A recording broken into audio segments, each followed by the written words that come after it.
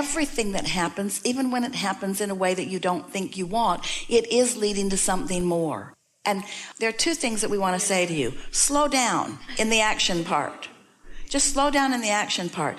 Let the impulse to act build until you can't not act.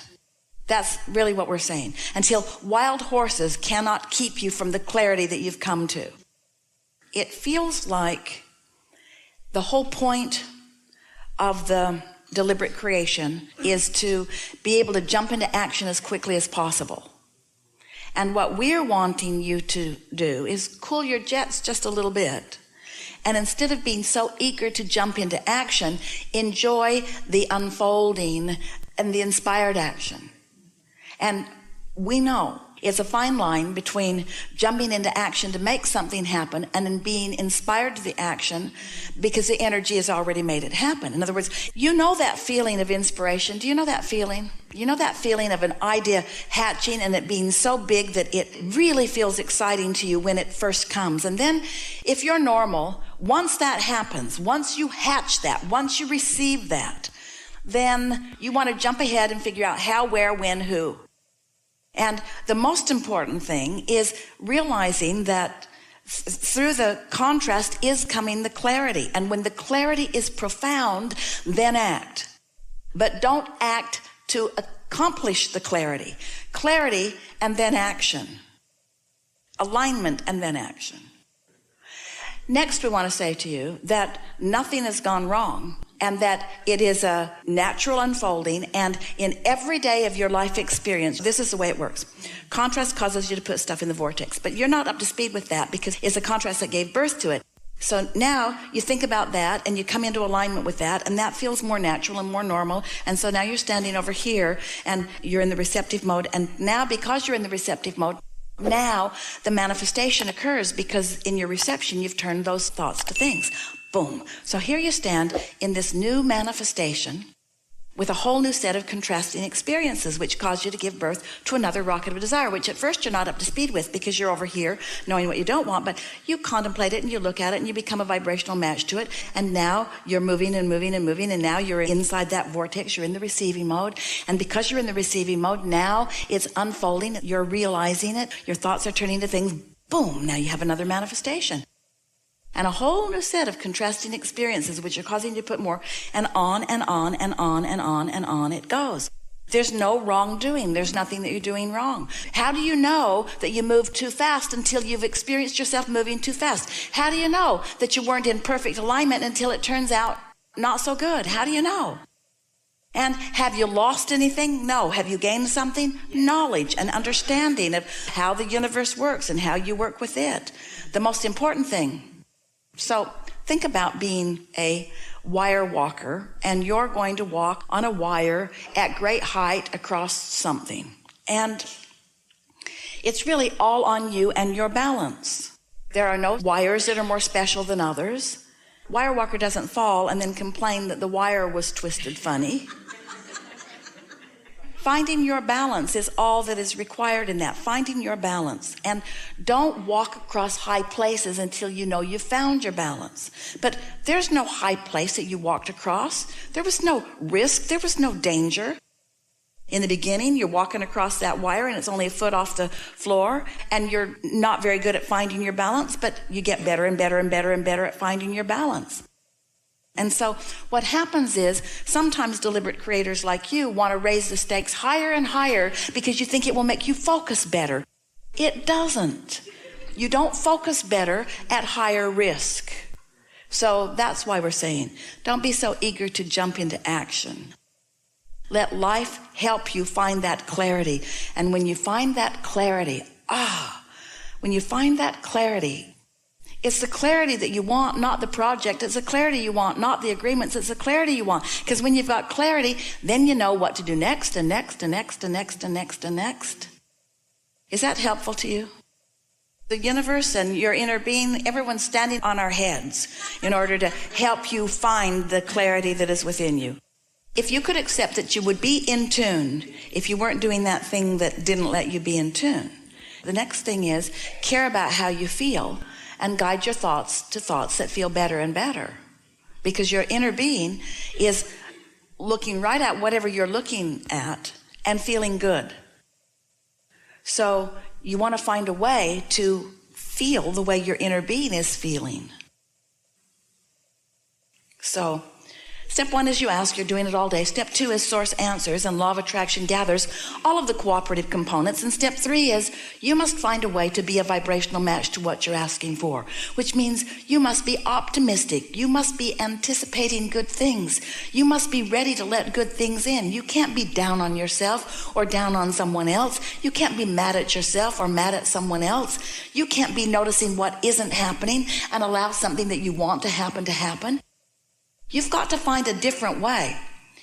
Otherwise, if you're just focusing on what is in terms of what you have already allowed to manifest, that's really not even what is. That's old news. What is in the vortex, ready for you to allow for yourself and others to see. So we're always doing a sales job, wanting you, and it's not easy for you, we know. You physically focused, seeing, hearing, smelling, tasting, touching beings, to for a little while not being so absorbed in what you're seeing, but instead feeling a little bit. Let yourself feel anticipation of your desire. So then we go on to explain to you that the way these things, experiences, material objects, whatever it is that you're wanting to see and hear and smell and taste and touch, how do they become things? How does this vibration become a thought, become a thing? How does that happen? How are you turning thoughts to things? Well, you're doing it by holding a frequency that allows you to be in the receiving mode, that allows you to realize. That's the thing. So sometimes you say, well, I wish such and such would be revealed to me. And we say, it's being revealed constantly. The question is, are you on the wavelength where you can receive it? Are you the realizer of it? Or are you the denier of it because you can't see it? So we're asking you for a little while to be a little less seeing and a little less hearing, a little less observing, and a little more feeling, a little more reaching for the feeling. And you know, that part should not be difficult for you, because there isn't anything that you want that is for any other reason than you believe you would feel better in the experiencing of it. So we know it's a terrible price to pay to get happy and expectant about things. And we also know, we know this for sure about you, that when you are observing unwanted, that it just keeps coming and coming and coming and coming, because law of attraction says that it must. Whatever is active in your vibration, you get more and more and more and more and more and more and more of it. The good news is, in knowing what you don't want, you're launching rockets of desire about what you do want. And so it is all working out for you. We just think that it's time for you to understand it and check your attitude a little bit. Check your mood a little bit. Do something about it. If something is causing you to be unhappy, turn your attention away from it. Things are always working out for you, but your perception of them has to do with how much momentum you've got going toward your desire and how much momentum you've got going in opposition to your desire.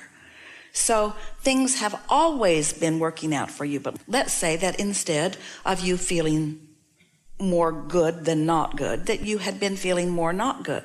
Let's say you hadn't gotten off on the right foot and you'd had some unpleasant things in your day-to-day now experience that had you pushing against things.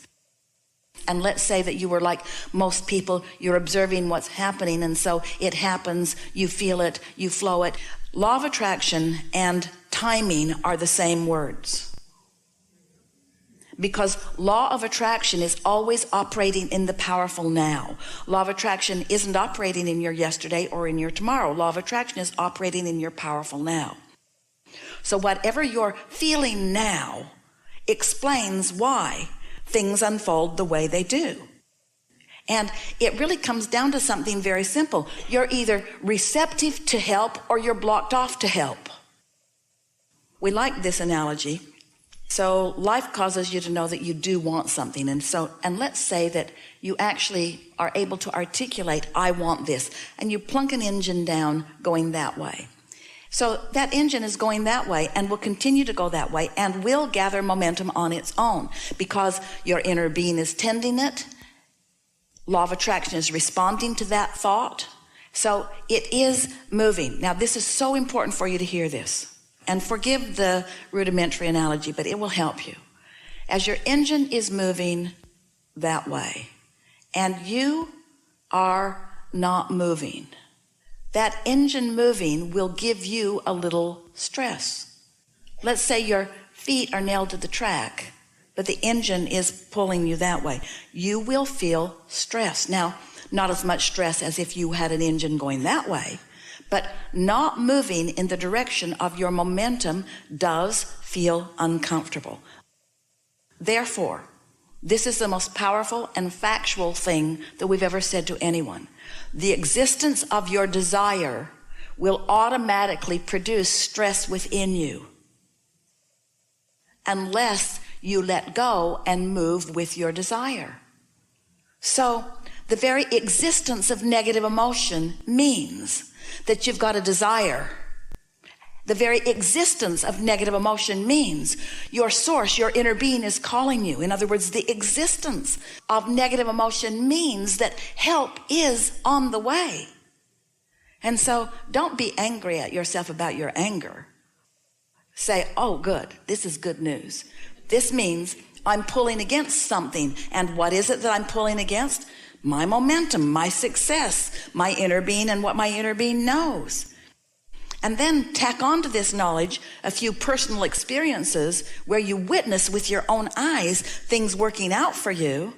And then little by little, you become more of a cooperative component to your own allowance of things. And once you get rolling, once those things start stacking up, once this conversation leads to this conversation. Esther was playing with a friend a few weeks ago. They were working on a project together that was more about what he was doing than what she was doing, but she was helping him with this project, and they were high-fiving each other every 5 minutes because the thoughts that they were thinking and the fun that they were having just led to event after event after event after event that was just jaw-dropping. Nothing extraordinary in the sense that you couldn't understand how it happened.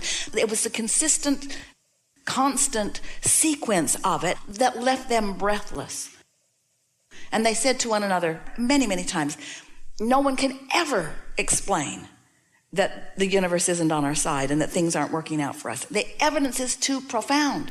Well, hearing it about someone else is well and good and maybe even humorous, but when it happens to you, it's meaningful. Finding a $9,000 diamond in the bushes, if it happens to somebody else, it's a coincidence, or maybe she was doing something different than I'm doing, or maybe she's just lucky, and maybe Abraham's just making a big deal out of what luck really is. But when it happens to you, when you are privy to the desire that's within you and the conversations that are within you, when you witness the universal response to your vibration, and when you're consciously aware of the vibration that you're offering, then this all begins to make sense. If you're just stumbling into things and you're not able to acknowledge the correlation between what you were thinking and what you were feeling and the manifestations, then you don't have hands-on access to how it works. But when it's happening to you like that, then you know. Negative emotion is a meaningful response to not being in sync with the thoughts of your inner being about things that really matter to you. By the time it reaches anger, this matters a lot, and you're pulling hard against something you want.